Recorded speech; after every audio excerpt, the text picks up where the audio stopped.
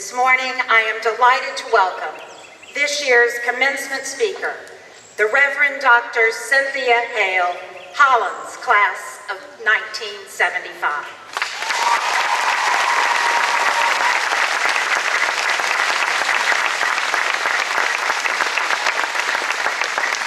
President Gray, thank you so much for that wonderful introduction.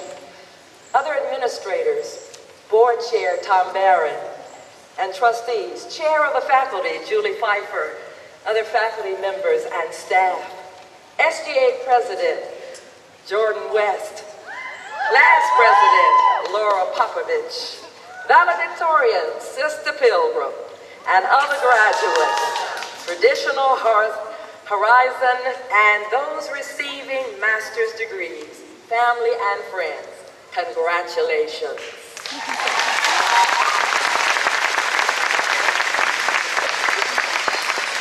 40 years ago, I sat where you sit, overwhelmed with excitement, waiting to receive my degree, turn my tassel, and enter the world as a graduate of one of the finest women's colleges in America. Today marks a new beginning in your life. You are completing one chapter and starting a new one. You are on your way somewhere. And even if you don't know where, in the words of one of your classmates, you'll figure it out.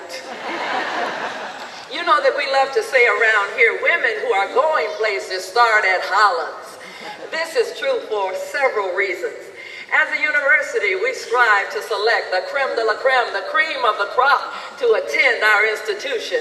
You are among the brightest and the best minds in the world. You are gifted beyond measure, grace with unlimited potential and possibility. The sky is the limit for what you can be and what you can do.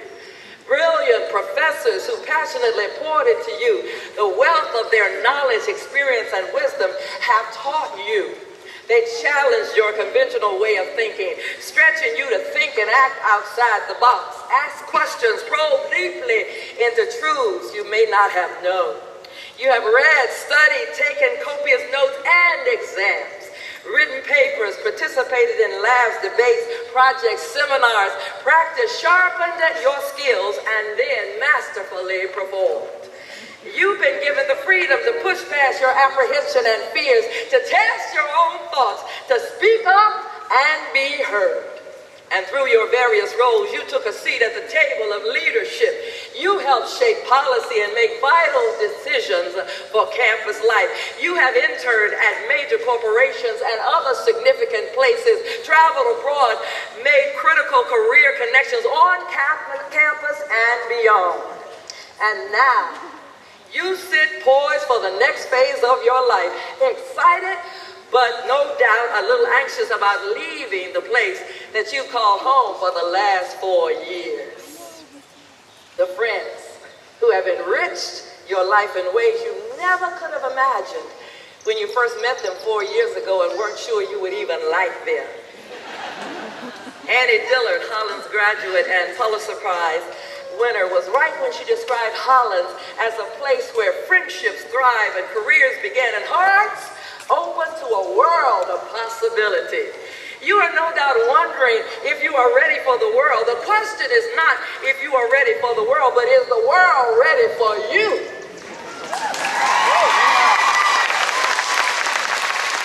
Hollins has set you up to take full advantage of the opportunities offered you and master them.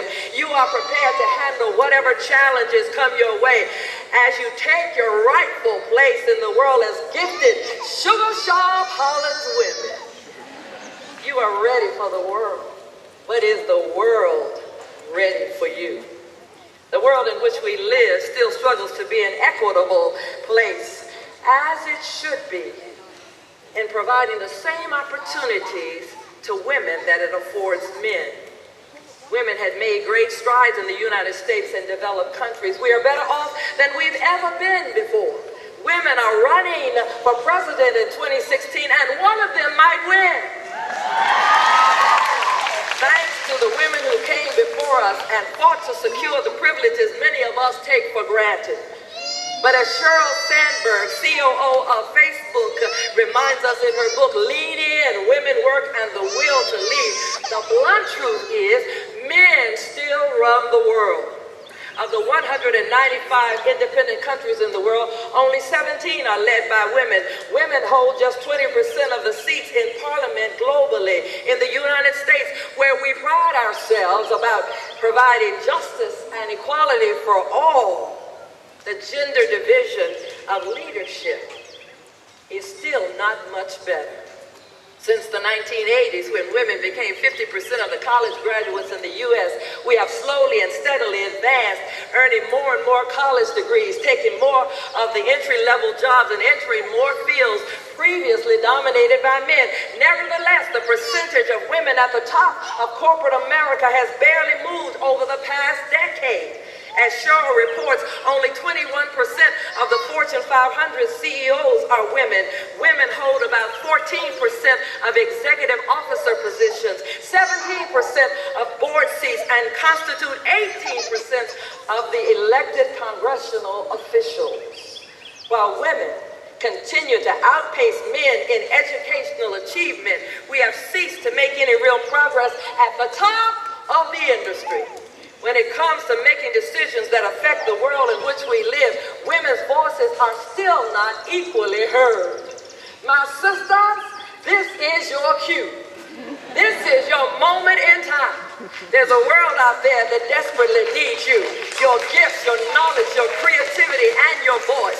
But be clear, you enter a world where everything that you've learned here at Hollins will be tested. At every turn, you will be expected to prove yourself, because some still find it hard to believe that women are as capable as men. They want to know what you're working with, and I need you to show them.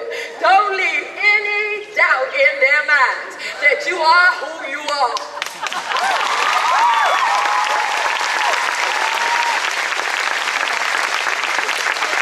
As the president has so eloquently said, you found your voice.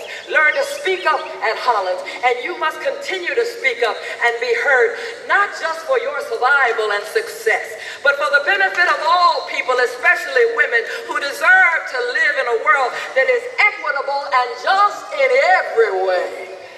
The world and its people need us to show them a better way to live. So I offer you a few principles for how you can live, lead, and help transform our world. First of all, live purposefully. Every one of you has been created with purpose. You are not here by accident. You are here on assignment. One who lives purposefully knows who she is. She's clear about her raison d'etre, her reason for being. The thing that will distinguish you, that which will put you out front and cause you to have an edge on most people who are just floundering through life, unsure of themselves and their assignment, is knowing who you are and what your purpose is and operating in it. A purposeful woman is a confident woman, a woman who is excellent in every way. She's about business and everybody knows it, because she's learned to take each moment and invest it in the best possible way. Life is a series of moments, each one pregnant with possibility. The successful person is one who has learned how to carpe diem, seize the moment or the day, and not waste time on the insignificant. Time is precious. The late Benjamin E. Mays had a saying, we only had a minute, only 60 seconds in it, didn't choose it, can't refuse it, but it's up to us to use it. We must suffer if we abuse it, give account if we lose it. We only have a minute, but eternity is in it.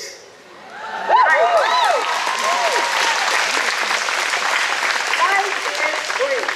You only have this moment in time to make the impact on earth that you are uniquely created and gifted to make. In order to do this, you must be focused. What will keep you from having the impact you are destined to have is allowing yourself to easily become distracted. Many opportunities will come your way, but you cannot accept them all. You will need to be careful about getting involved in those things that have nothing to do with your purpose. Many of these opportunities are good. They may be worthwhile for someone else, but they are not the best ones for you. They can be distractions. To be distracted is to be pulled in many directions, but to be focused is to center one's attention, one's activities on one thing. With all the demands that are placed on us as women, you must focus your attention, focus your strength, focus your time, focus your energy in order to be effective. Real power is focus power. Somebody said about focus, the sharper it is, the sharper you are. You'll have to learn how to keep the main thing, the main thing. Becoming focused requires ridding yourself of all distractions, or at least minimizing them, setting priorities so that you can focus on what is most important. What are the essential things that you need to be doing to achieve what you need to achieve and serve the greater good? Live authentically. All of us struggle at some point in our lives with becoming who we really are. The struggle is deep because we don't always know who we're supposed to be. The world and the people around us work hard at dictating to us who they think we should be and confuse us with their messages as they try to squeeze us into their own mold. The other reason why the struggle is deep is because each of us is unique. It's hard to be like everybody else when in reality you are one of a kind. Despite the fact that there are 7.3 billion people in the world, no two of us is alike. The smallest detail of our anatomy attests to this fact. Our fingerprints are distinctive. We have our own special DNA. There's no one in the world just like you. No one else has been designed to have the influence, the impact, and the entree into the places that you will be uniquely positioned given your gifts, your knowledge, and your preparation. You must choose daily to be you, to march to your own drumbeat, to dance to your own tune, to stand up for your convictions, to forcefully speak up for the causes you believe in, to fight, to change the world in the ways that only you can do. But be clear, every time you're willing to stand up for something, somebody will disagree. Anyone who expresses her convictions and attempts to live them will experience confrontation from others with opposing views. It takes courage to live authentically. It takes courage to be your true self, to be the person that you were uniquely created to be. Fear is a fact of life. All of us have struggled with fear. There will be times when you will be tempted just to go along with the crowd, to silence your voice in order to keep the peace, to shrink back in rooms and at tables where you are the only woman, the only person of color, or whatever sets you apart in the room.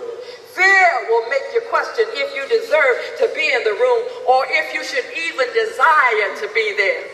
I'm not sure what it is about capable people. We have this proclivity to think less of ourselves than we ought to think, to question our adequacy, to apologize for being who we are and knowing what we know and being where we are.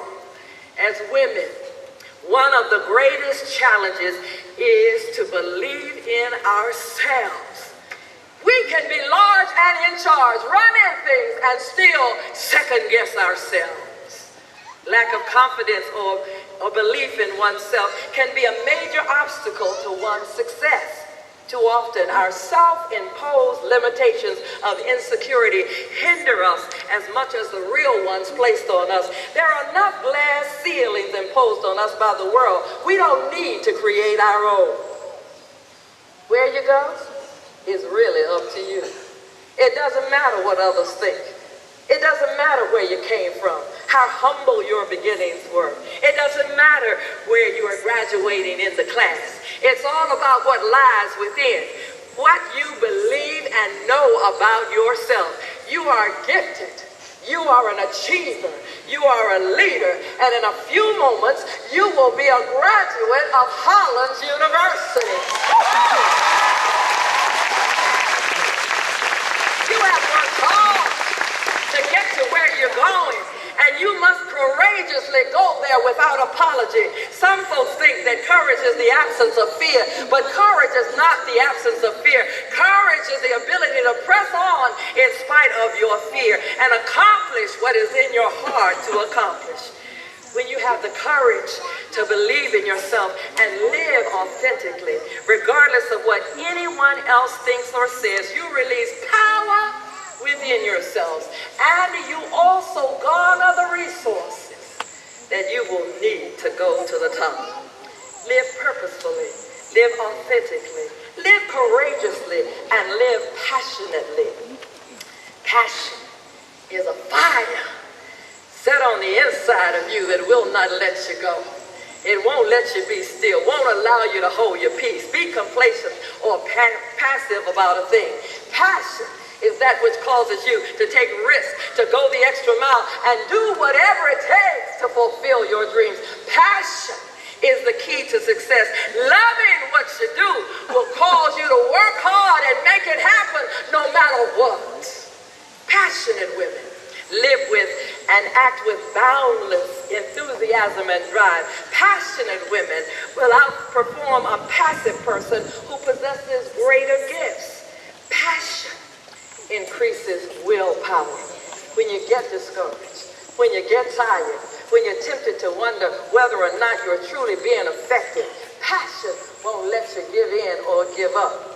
When you are faced with what seems like an impossible situation, passion makes the impossible possible. Nothing is impossible and will be impossible with you when you want it bad enough. You see, the area of your passion is where you will have the greatest influence and passion and impact in the world. So my prayer for you, my sisters, is that you will not only be passionate about your success and where you are headed personally, but that you will also be compassionate, caring deeply about the people in your life. Perhaps the greatest gift that Hollins has given you is the gift of being in a tight-knit community comprised of people of all races, colors, cultures, classes, beliefs, and lifestyles. You have the opportunity, have had the opportunity over the last 4 years to interact with women and develop relationships and sisterhood with a diverse group of women, becoming sensitive to one another's joys and sorrows, hopes and dreams, intimate needs and concerns. It's my hope that you have discovered that what we all have in common is greater than our differences, that we need one another, and so we must be there for one another as sisters, Hollins sisters, and a few brothers for the rest of our lives.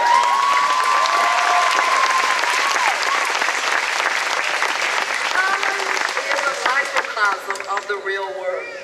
There is a world out there that needs to know real community. People are hurting. People are living on the edge. People are divided over issues, many of which could be resolved if we could just all learn to get along.